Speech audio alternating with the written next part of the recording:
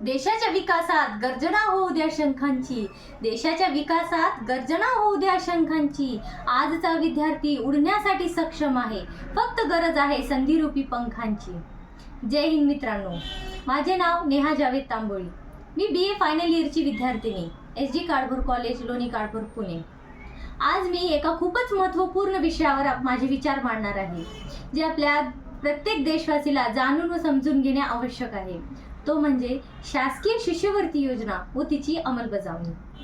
सर्वप्रथम मी care of public safety association या सामाजिक संस्थेचा आभार व्यक्त करते, ज्यांच्यामुळे विद्यार्थ्यांना अशा मुद्द्यांवर चर्चा करण्याची संधी मिळते ज्यांचा विचार सहसा कोणी करत नाही. शिक्षण हा सर्वांचा मूलभूत हक्क आहे. आपला भारत देश जो शिक्षणाला धर्म म्हणून स्वीकारतो, या देशात आजही अनेक विद्यार्थी आपल्या गरिबीमुळे, आर्थिक अडचणीमुळे किंवा इतर कारणांमुळे आपले शिक्षण अर्धवट सोडतात. हे टाळण्यासाठी सरकारकडून विविध योजना राबवल्या जातात. त्यातूनच एक महत्त्वाची योजना म्हणजे शिष्यवृत्ती योजना. शिक्षण हा खरा शस्त्र आहे आणि शिष्यवृत्ती त्याला धार लावणारी शक्ती आहे. आता शिष्यवृत्ती म्हणजे काय सर्वांना माहीतच आहे, तरी सांगू इच्छिते. शिष्यवृत्ती म्हणजे सरकारकडून किंवा इतर संस्थेकडून विद्यार्थ्याला दिली जाणारी आर्थिक मदत. यामध्ये फीस माफी, गणवेश, पुस्तक खरेदीसाठी पैसे, वसतिगृह खर्च, प्रवास खर्च इत्यादी गोष्टींचा समावेश होतो. आपल्या देशात एकूण 3 केंद्र सरकारची शिष्यवृत्ती योजना व 14 राज्य सरकारची शिष्यवृत्ती योजना चालू आहेत. त्यांची काही उदाहरणे जसे NMMS राष्ट्रीय आर्थिक दुर्लभ शिष्यवृत्ती, जे 8वी नंतर विद्यार्थ्यांना शिक्षण सुरू ठेवण्यासाठी दिली जाते.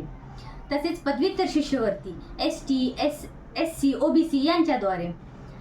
उच्च शिक्षणासाठी पोर्टलवरील विविध योजना, नॅशनल स्कॉलरशिप, खेलो इंडिया शिष्यवृत्ती, इन्स्पायर शिष्यवृत्ती जे विज्ञान शाखेतील विद्यार्थ्यांना दिली जाते.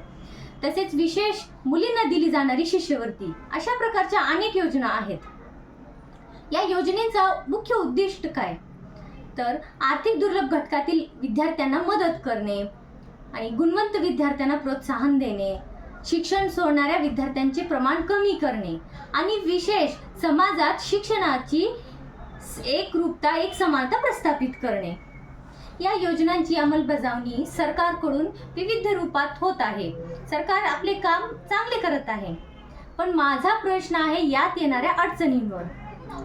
कारण आपल्या समाजात विद्यार्थ्यांसाठी अनेक योजना सुरू आहेत, पण त्या वास्तविक गरजू विद्यार्थ्यापर्यंत पोहोचतच नाही. जो विद्यार्थी या योजना प्राप्त करू शकत नाही, त्याचा आत्मविश्वास कमी होतो. काही योजना विशेष वर्गातील विद्यार्थ्यांना लाभ देत असल्यामुळे सर्वांना समान संधी मिळत नाही. मदतीचा प्रकाश सर्वांपर्यंत पोहोचत नाही. म्हणून अंधाऱ्या भागात अनेक स्वप्न हरवतात. असाच काही प्रकार चालू आहे आपल्या देशात. याचे मुख्य कारणे काय, तर विद्यार्थ्यांना शाळेतून किंवा पोर्टलच्या माध्यमातूनही या अर्जाची पूर्ण माहिती मिळत नाही. अनेकदा अर्ज करताना भरपूर कागदपत्रांची मागणी केली जाते आणि जटिल प्रक्रिया होते. काही थोड्या चुकांमुळे अर्ज नाकारले जातात, तर काही ठिकाणी अर्ज प्रक्रियेत भ्रष्टाचार किंवा चुकीची पात्रता दाखवली जाते. याचा मुख्य परिणाम होतो गरजू विद्यार्थी याचा लाभ घेऊ शकत नाही, तर काही पात्र विद्यार्थ्यांना निधी उशिरा मिळतो. या सर्व कारणामुळे विद्यार्थीमध्ये निराशा निर्माण होते. मित्रांनो, शासकीय शिष्यवृत्ती योजना ही चांगली आहे, पण त्याच्या अंमलबजावणीत अजून काही सुधारणा करण्याची आवश्यकता आहे. फक्त योजना चालू करून संपवायची एवढंच का नाही, तर ते खरी गरजू विद्यार्थीपर्यंत पोहोचती का हे पाहणे सुद्धा आवश्यक आहे. त्यासाठी ऑनलाईन किंवा ऑफलाईन अर्ज प्रक्रिया सोपी आणि जलद व्हावी, यावर शासनाने जास्त लक्ष दिले पाहिजे. तर निधी वेळेवर वितरित व्हावा. तसेच महत्त्वाचं तक्रार निवारण प्रणाली ही असावी. तर हे जे शिष्यवृत्ती योजना आहे ते फक्त आर्थिक सहाय्यता देत नाही, तर विद्यार्थ्यांमध्ये त्यांच्या भविष्याची एक विश्वासाची किरण जागते. तर चला मित्रांनो, आपण सर्व या योजनेची माहिती करून घेऊ, पात्र असल्यास अर्ज करू आणि इतरांपर्यंत पोहोचवू. म्हणजे फक्त पैशांच्या कमतरतेमुळे कोणत्याही गुणवंत विद्यार्थीचा शिक्षण अपूर्ण राहू नये. कारण आजचा विद्यार्थीच आपल्या देशाचा विकास घडवणारा आहे. जय हिंद, जय महाराष्ट्र.